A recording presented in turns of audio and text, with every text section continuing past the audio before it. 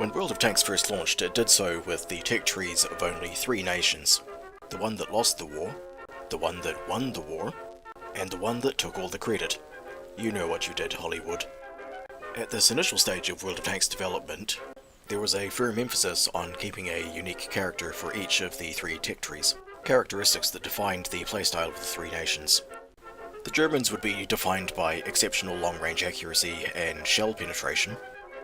The Soviet style would be defined by mobile, short-range, high-alpha brawling. And American tanks would almost universally enjoy excellent gun depression and incredibly strong turrets, especially with the gun mantlets. A trend that their heavy tank line upheld even when the T-34 and T-30 were replaced by the M103 and the T-125 respectively. This has left the American heavies in an awkward middle-of-the-road situation to a degree, in effect being both more and less versatile than their counterparts, although the introduction of the M103 and the T125 did largely address that problem, so that now as it stands, while the Americans still occupy a jack-of-all-trades position, with their tanks being faster than slow but slower than fast, their guns being derpier than snipers but snipier than pure brawlers, their strength now lies in their battlefield flexibility in that they are not the most polished vehicles in the game, but they always give you something to work with. A particularly American can-do attitude in all situations, regardless of whether they excel in the role or not. This does, however, mean that the holdout from the olden days, the T-29, can feel incredibly restrictive compared to the rest of the line, being that its only remarkable characteristic is the turret, and outside of the specific situations for that, it's going to suffer, despite the widespread popularity it enjoys, being regarded by many as the best Tier 7 heavy tank, in spite of its poor mobility, DPM, and ability to move outside fall-down positions.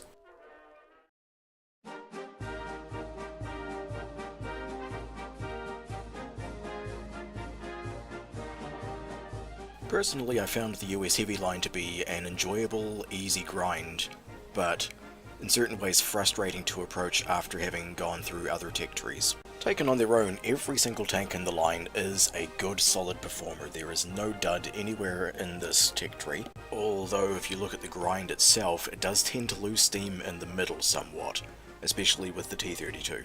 But if you were to ask around if there were any particular tanks on the line that people were not looking forward to that they wished to avoid, you'd be hard-pressed to find anyone with a solid answer in that regard.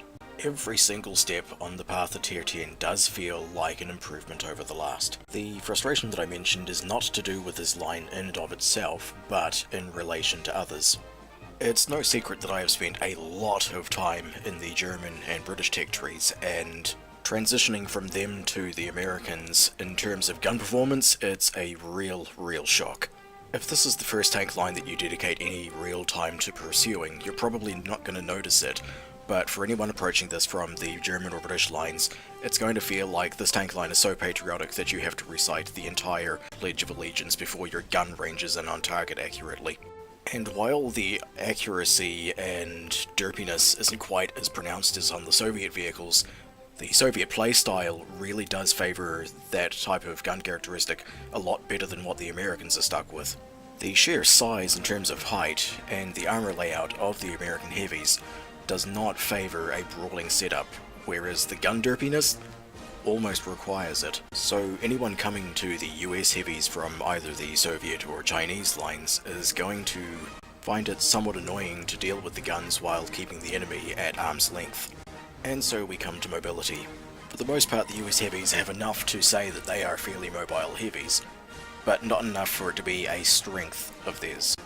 All the French outpace them, certain of the Soviet and German tanks do also, and the tanks that the Americans can outpace are a hell of a lot more durable than these ones are.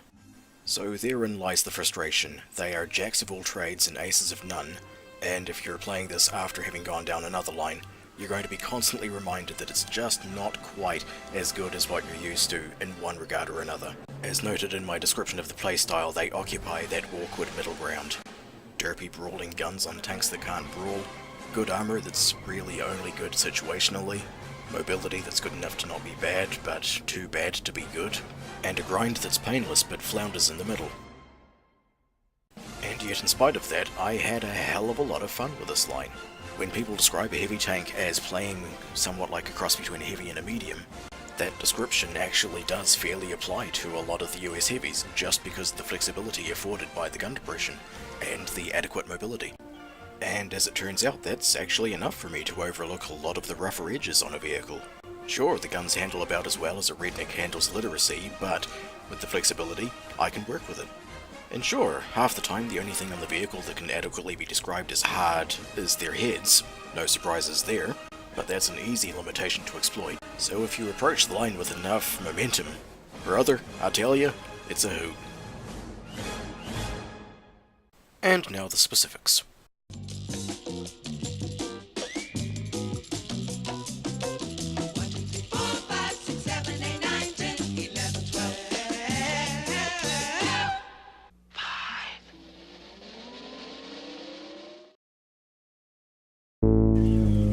Fat, hungry bitch, hungry bitch.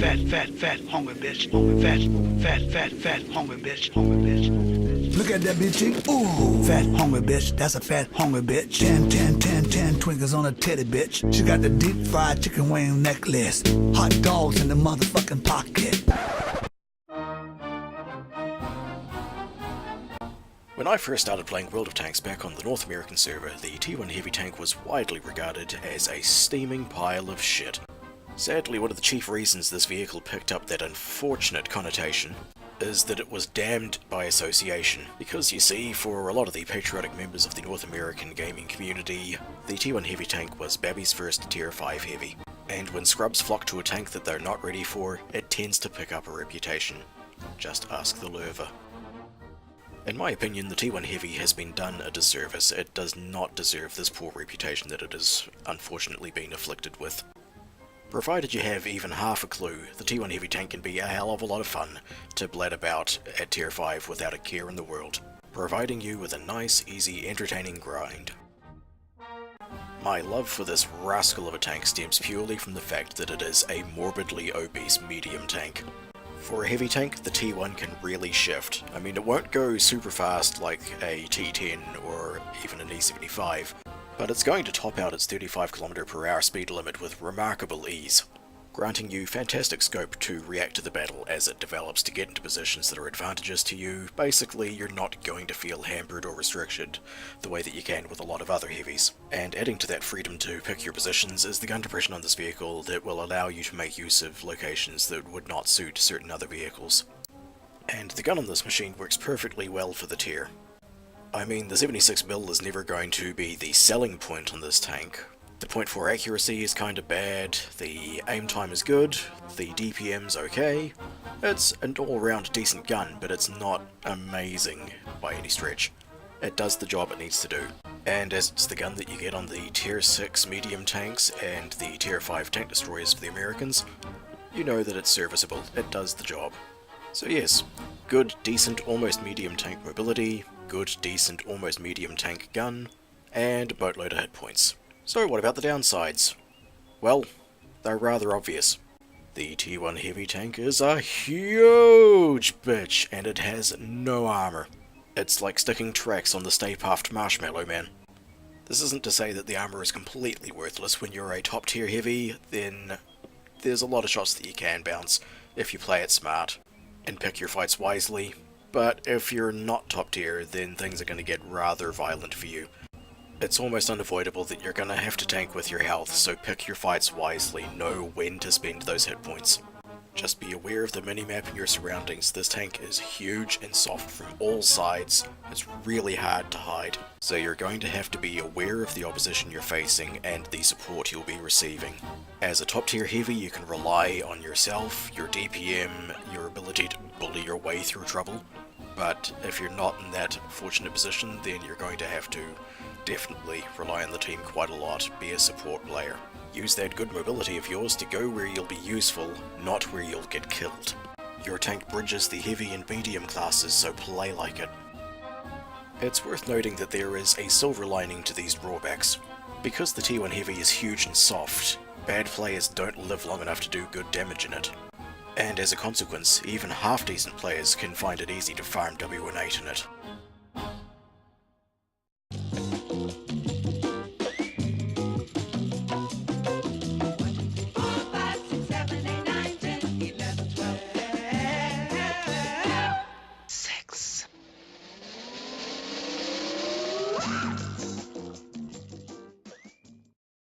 There are a few things more quintessentially American than the M6 heavy tank. Not the least of which because it looks like you stuck a trucker cap on a Big Mac and gave it a gun. This fat burger tank is essentially an up-tiered replica of its predecessor, the T1 Heavy. The only significant difference being the shiny new 90mm gun and the much nastier opposition you're going to run into. And this really is the major problem with the M6 Heavy. The gap between Tier 6 and Tier 7 is much more noticeable than that between Tiers 5 and 6. And that shiny new 90mm gun I mentioned, although great when you're top tier, is really going to struggle against the armor of Tier 8s, even the medium tanks. Also worth noting, in this tier bracket, with the abundance of KV2s, Su-152s and Japanese heavies, the air is full of 15cm derp, and the sides of the M6 are so soft it's practically auto-pen.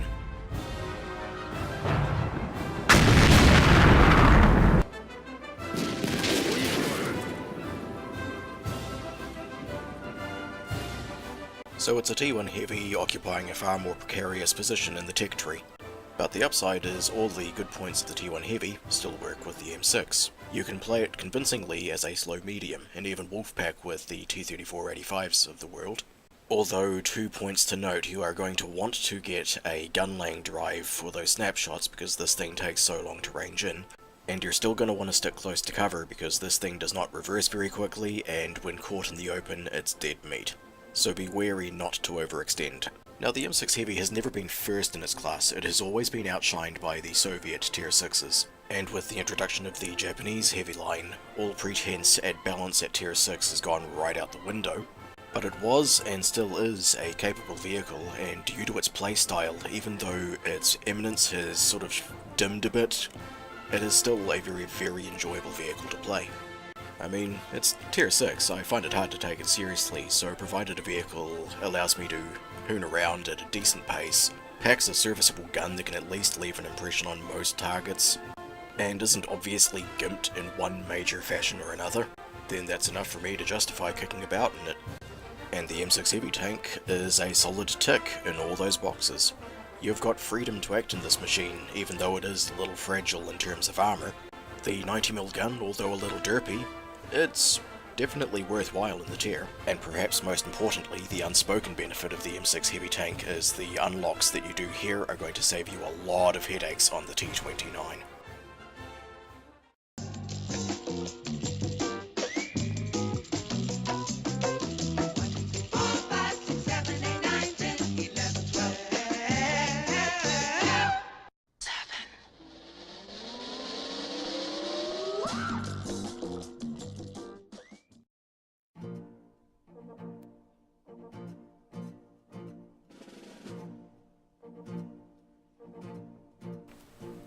They took my speed and gave me something that can barely move, and armed it with a gun that is so frustrating to use. I'm auto-penned when forced to fight upon a level floor. I ain't gonna grind no more. Of all the opinions I'm gonna share here, this is going to be the one that draws the most flack because the T29 has some truly devoted fans. Whenever discussion turns to what the best Tier 7 Heavy is, the T29 is trotted out quite frequently on the strength of that incredible turret armor, paired with a pretty decent 105mm main cannon, and the argument always breaks down to one frequently repeated premise. If I get hull down, y'all can't fuck with me. Don't get me wrong, as far as one-trick ponies go, it's a pretty neat trick. The turret front of the T29 is legendarily tough, and if your opposition is too stupid to aim for the commander's hatch or too unlucky to hit it, they haven't a shit show of damaging you. And lucky for you, there's a lot of bad guns and a lot of bad players down at Tier 7. So in the very specific scenario of being a hull-down heavy, the T29 is the undisputed king of Tier 7. But it all falls down once you realise you can't spend forever glued to your hull-down cover. If you want to win games, sometimes you have to drive a little bit outside of your comfort zone. And that's where the restrictive nature, the very selective dominance of the T29 becomes incredibly visible. The T29 is not even remotely flexible. Alright, let's break it down like this. The T-29 needs to stay at arm's length. The hull armor is complete trash, and the side armor of it even more so. So you can't let the enemy get around you. Problem is, the traverse on the hull and the traverse on the turret is ponderously slow, so you can't outturn an opponent that gets close. So, again, you can't let the enemy get close, you gotta hold them at arm's length. But there's a problem with this too. Your gun lacks damage per minute. You don't get out enough shots to hold them in place with tracking shots. Your damage per minute cannot neutralize multiple opponents. The alpha on your gun doesn't really act as the ultimate deterrent in the way that a Yagi 100 can. So a smart opponent knows they're not going to take all that much damage closing the distance to get around you. And once they're there, you can't deal with them, which is a real problem because the T-29 doesn't have all that much hit points compared to a Tiger, for example. And outside of the very specific situation of face-hugging tall enemy tanks that can't shoot down at your hull, then being up close is just death for the T-29. Which is precisely why the gun for the T-29 is so problematic. In common with the rest of the American line, this gun is incredibly derpy. The handling is god-awful. The accuracy is poor, it takes forever to aim, the gun is temperamental itself, the shots go every which way. It doesn't snapshot worth a damn. This gun performs like a Soviet 122mm without the alpha, and that's a real problem because the Soviet guns are point-blank brawling weapons. This has to fight at range. And IS has the luxury of rolling up to the enemy tank, opening the commander's hatch itself, sticking the barrel in, and then pulling the trigger. T-29 can't do that. And this, more than any other vehicle in the line, is where my comments about the frustration really come in. You're just going to have to get used to the fact that this tank is going to frustrate you. It's going to foil your best attempts at the worst possible time. You're just going to have to accept that at range you're going to have to sit still and wait for an incredibly long time to range in, and still have half the shots miss anyway. You're simply going to have to resolve yourself to the fact that this tank is too slow to exploit opportunities that you spot on the minimap. And you're just going to have to grit your teeth and bear it when your vehicle is caught out of position and can't find hull down cover to fight from. But hey, you know, if you can get your tank behind some hull down cover, y'all can't fuck with me, am I right? You can have fun with this vehicle and you can have some absolute shining moments, and when you do get hull down, you do feel like a god, there is no disputing that. But manage your expectations, this vehicle does not live up to the hype. And it's that disparity between hype and reality that sours this vehicle for some people, so if you simply take it for what it is, you'll enjoy yourself a hell of a lot more. And finally, a note about the grind. There are two ways to approach the T-29, through the M6 Heavy or the M4 Jumbo. And the one major difference to note between these two approaches is the fact that the M6 unlocks the 90mm gun, whereas the M4 does not. So if you come to the T-29 via the Jumbo, you're stuck with the 76mm as your stock gun, and it just doesn't cut it. The 105 is the only one worth a damn, and you need less free experience to get to it with the M6 route. So do yourself a favor and grind smart.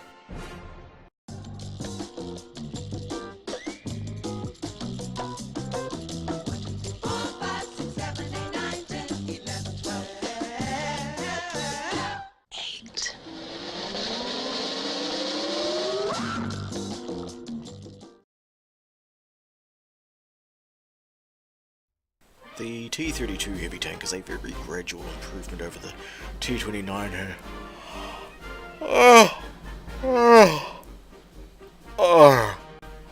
I'm sorry, it's just, I've really struggled to find any enthusiasm for the T-32. It's not a bad tank, it's a solid performer, but oh my god, is this the most boring upgrade. You've played through the T-29, you've had your hull down monster, and this just, it upscales that a little. The turret armor has been improved with the removal of the commander's weak spot, replaced with a much smaller and harder to damage cupola. The hull armor is thicker with a better angle on it. The mobility is improved, the turning on the turret and on the hull is a lot better so it can actually brawl now. And the gun is a little less derpy on this. That is the exact same gun. When you kick it up a tier to tier 8, you get the exact same gun as you had the tier before, as your top gun.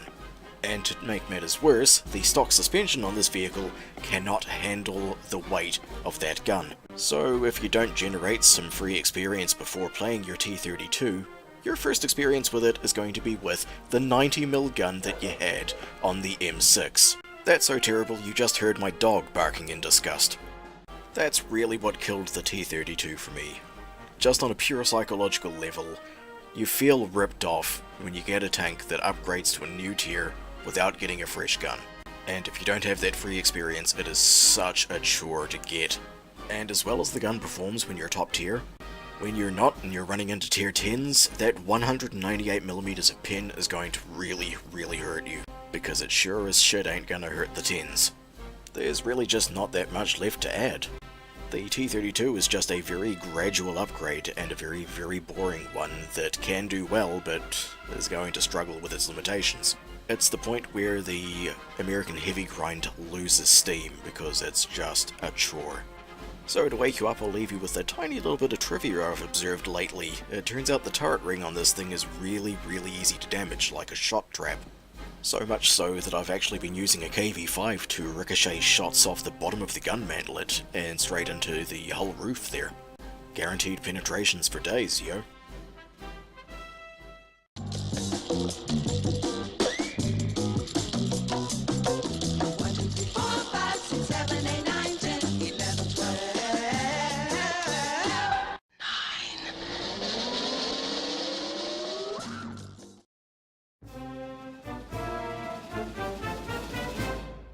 The M103 heavy tank is a marked improvement over the... Wait, hold on a minute, wait. Wigger? Seriously? What the fuck, Wargaming? Alright, whatever, we're doing this. Tier 9 reintroduces you to something that's been absent from the American heavy line for a little bit, and that's called fun. They've returned mobility to the equation to give you that much needed flexibility, except this time they paired it with decent armor.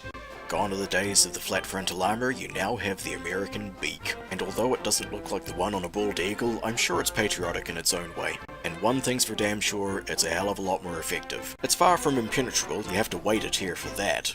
But for the most part, it works a treat.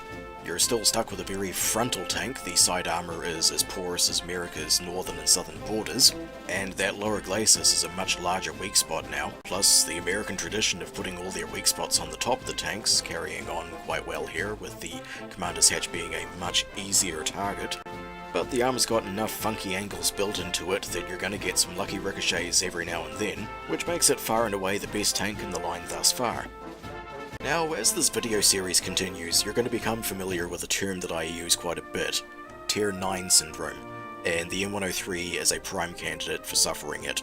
What I use the term to refer to is the fact that Tier 9 seems to be the hotbed for vehicles that have a lot of non-overlapping module upgrades that they desperately need. Modules that don't become available on other vehicles until a tier higher. And the M103 has it in a bad way in the gun department because you're stuck with the T29's gun until you get all your necessary unlocks. Luckily, this is mitigated to a great extent by the fact that you don't actually need to upgrade your turret to get the gun upgrades. But the downside, of course, is that Tier 9 main guns are really expensive to unlock, and until you do so, you're stuck with a really bad gun for the tier. Ooh, and I'll just take this opportunity to say, get the top gun unlocked on the M103. A lot of people realise that you don't need it to get to the T110E5 and so skip it, but it improves the performance on this vehicle so much. The gun handling, you will thank me for it. The first 120mm is good, but the second one really makes this tank sing. And that's what this tank is all about. It's your mobile brawly, gun depressy, snapshotty, DPM-y, flexible, fun kick-around tank for Tier 9. It's almost as good as the frankly beautiful Conqueror, with the added benefit that you don't have to play 7 million goddamn fucking Churchills to get it. And ain't that a relief?